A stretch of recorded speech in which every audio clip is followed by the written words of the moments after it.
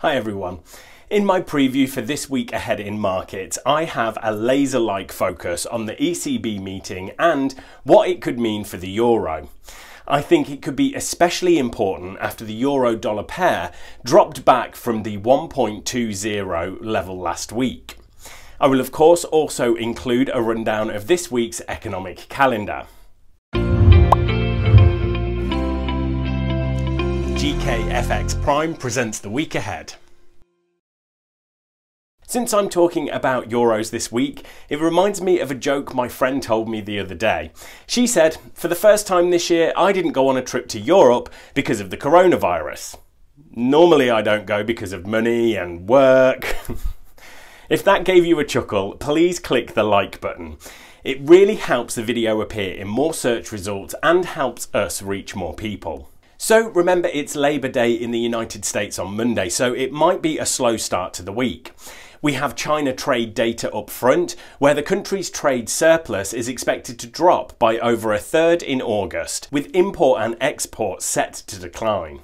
China also releases foreign reserves data and Japan updates on Q2 GDP.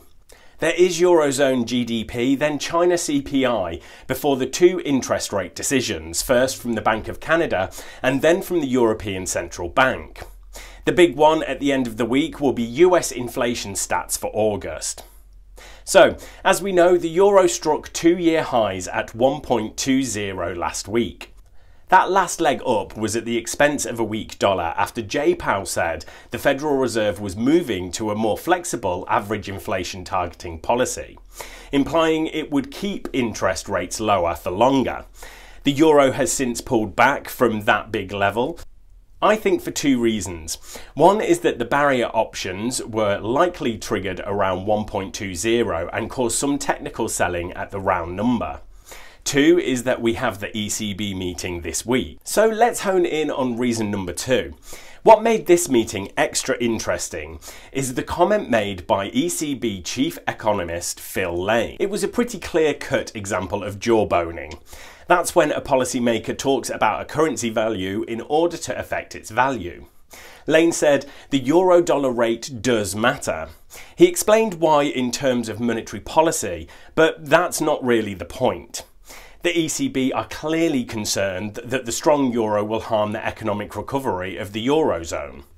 I would add on top that the strong euro is probably dampening the rise in the European stock markets too. So the ECB have talked the talk, but will they walk the walk?